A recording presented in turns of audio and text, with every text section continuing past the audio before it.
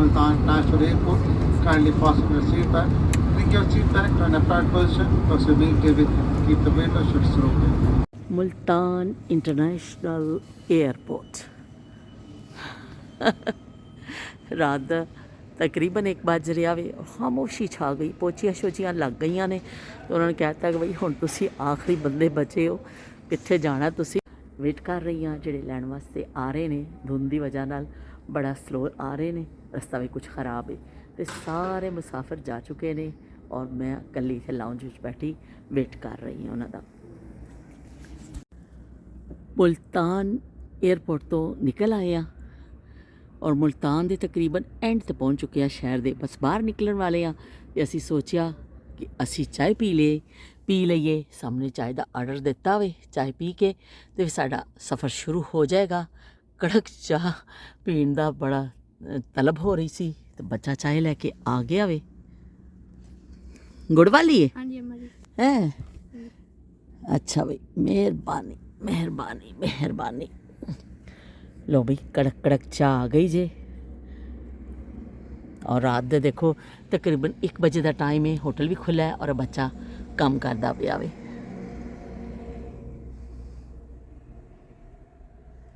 इस जगह की गुड़ वाली चाय मशहूर है, असी क्या भाई ज़रूर पीवांगे गुड़ वाली चाह। पंजाब की सर्दी बाहर छाइए धुंध, असी खड़े आ होटल ते गर्मा गर्म गुड़ वाली चाह चल रही है तो बहुत ज़बरदस्त चाय वे।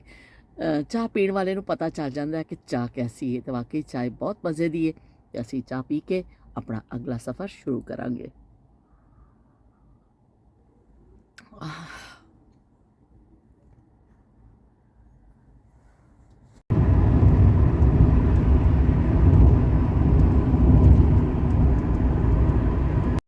क्या खिताब है मूसा अलैहिस्सलाम से और फ़िरौन के ज़िक्र किस अंदाज से है, और मैं उस गरीब तबके का आप जिक्र कर रहा हूँ कुरान मजीद के हवाले से, जिसको मैं रसूलुल्लाह सल्लल्लाहु ताला अलैहि वसल्लम को अल्लाह ताला तालीम दे रहा है।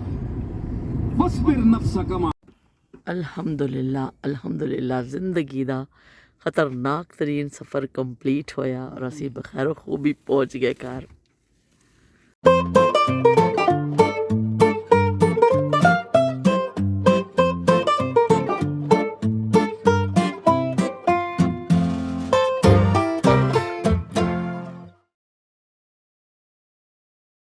अस्सलामुअलैकुम। अज असी जा रहे हैं जी चक जा रहे हैं। चक विचों बिस्तरे लैके आने ने, शादी दी तैयारियां ने, असी बिस्तरे शिस्तरे लैके आने ते नाल लैके आने दाड़े। चक का विजिट होने लगा वे साडा। अज धुंध कुछ घट हैगी तो सही है पर खासी घट है। देखो तुहानूं ते दूरों कुछ चीज़ां नज़र आ रही ने, वरना जो रातों असी आए तो बड़ी शदीद धुंध सी कि कुछ कोई शै नज़र नहीं पई आती सी। लो बई, साडा हुण सफ़र होने लगा शुरू चक दा। चौधरी साहब भी कोट शोट पा के चौधरी साहब भी कोट शोट टोपी शोपी स्वैटर कोट टोपी सब पा के तैयार ने ते असी चले चक दे सफ़र ते।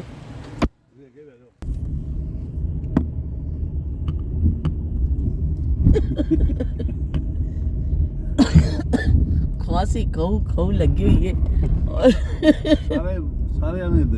सारे जो ना A to Z खांसी की जद विच ने।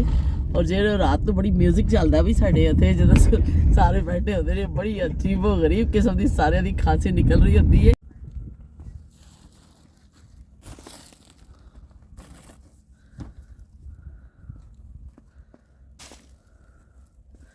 ताज़े ताज़े किन्नू जा रहे ने जो राती असी रजाइयां च बैठ के खाने ने। बाग नूं कहने असी खुदा हाफिज़। मैनूं लगदा हुण टाइम नहीं सानूं मिलना दोबारा आउण दा, क्योंकि 2 चक्कर तो लग गए ने। हुण साडी शादी की गहमा गहमी शुरू हो जानी है तो निकलना मुश्किल हो जाएगा।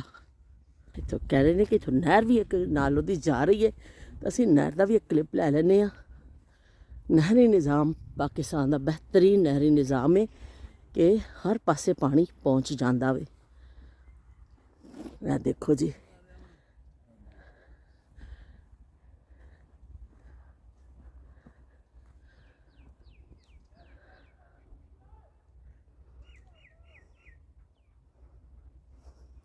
ਸਕੂਨ ਕਿੰਨਾ ਹੈ, ਇੰਨਾ ਪੁਰਸਕੂਨ ਲੱਗਦਾ ਪਿਆ, ਦਿਲ ਕਰਦਾ ਇੱਥੇ ਬਸੇਰਾ ਕਰ ਲਈਏ ਕਿ ਸਵਾਏ ਪਰਿੰਦਿਆਂ ਦੀ ਆਵਾਜ਼ ਦੇ ਔਰ ਇੱਕਾ ਦੁੱਕਾ ਜਿਹੜੀ ਗਾੜੀ ਗੁਜ਼ਰਦੀ ਹੈ, ਜਿਹੜੇ ਇੱਥੇ ਡੇਰੇ ਨੇ, ਲੋਕ ਆਉਂਦੇ ਨੇ ਆਪਣੀ ਜ਼ਮੀਨਾਂ 'ਤੇ, ਕੋਈ ਬਾਈਕ ਜਾਂ ਕੁਛ ਗਾੜੀ, ਉਹਦੀ ਆਵਾਜ਼ ਆਉਂਦੀ ਹੈ।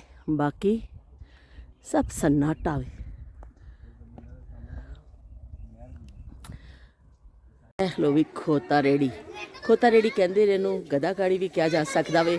ਇਹ ਪੱਠੇ ਪੁੱਠੇ ਲਿਆਉਣ ਦੇ ਕੰਮ ਆਉਂਦਾ ਵੇ। ਤੁਸੀਂ ਕੋਈ ਆਪਣੇ ਪੱਠੇ ਲਿਆਣੀ, ਕੋਈ ਚੀਜ਼ ਲਿਆਣੀ ਹੈ, ਲੋਕ ਆਪਣੇ ਨਾਲ ਲੈ ਜਾਂਦੇ ਨੇ ਆਪਣੀ ਜ਼ਮੀਨਾਂ 'ਤੇ ਚਾਰਾ ਇਹਦੇ 'ਤੇ ਲੱਦ ਕੇ ਲੈ ਆਉਂਦੇ ਨੇ। ਬੱਚੇ ਸ਼ੌਕੀਆ ਵੀ ਚਲਾ ਲੈਂਦੇ ਨੇ।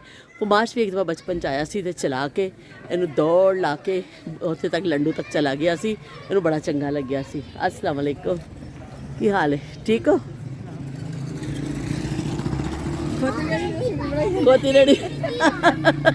ਕੋਤੀ ਰੇੜੀ ਦੀ ਬਣਾ ਰਹੇ ਆ ਵੀਡੀਓ।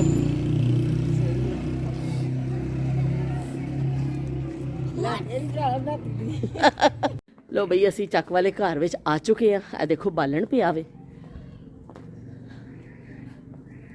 ਬੜੀਆਂ ਯਾਦਾਂ ਇਸ ਘਰ ਨਾਲ ਸਾਡੀਆਂ ਵਾਬਸਤਾ ਨੇ ਕਿ ਅਸੀਂ ਜਦੋਂ ਵੀ ਆਉਂਦੇ ਸਾਂ ਤੇ ਇੱਥੇ ਹੀ ਠਹਿਰਨੇ ਹੁੰਦੇ ਸਾਂ।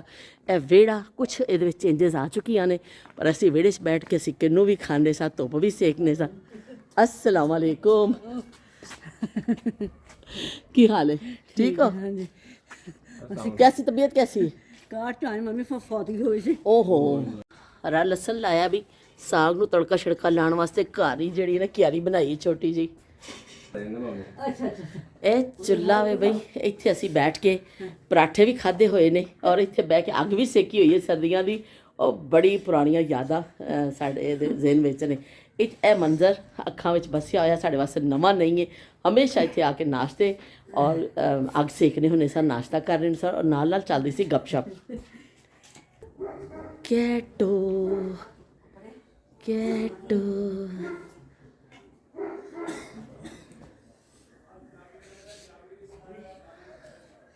ਅਸੀਂ ਪਹੁੰਚ ਗਏ ਆ ਤੇ ਅਨਸ ਨਾਲ ਵੀ ਮੁਲਾਕਾਤ ਹੋ ਗਈ ਹੈ।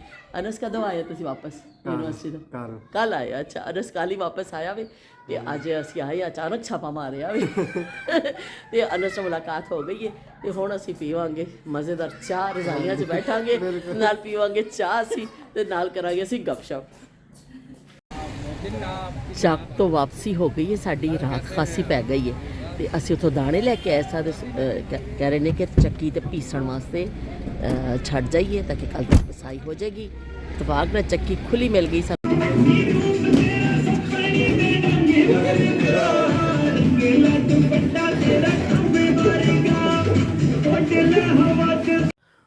ਪੂਰੇ ਦਿਨ ਦੀ ਮਸਰੂਫੀਅਤ ਤੋਂ ਬਾਅਦ ਰਾਤ ਦੇ ਖਾਣੇ ਤੋਂ ਫਾਰਿਗ ਹੋ ਕੇ ਸਾਰੇ ਜੀ ਆ ਗਏ ਨੇ ਢੋਲਕੀਆਂ ਸ਼ੋਲਕੀਆਂ ਤੇ ਪਰਾਤਾਂ ਸ਼ਰਾਤਾਂ ਲੈ ਕੇ ਮੈਦਾਨ ਵਿੱਚ। ਪਰਾਤ ਵੱਜਦੀ ਪਈ ਏ ਤੇ ਨਾਲ ਚੱਲ ਰਿਹਾ ਸ਼ੁਗਲ ਮੇਲਾ। ਅੱਲਾ ਹਾਫਿਜ਼, ਰੱਬ ਰਾਖਾ।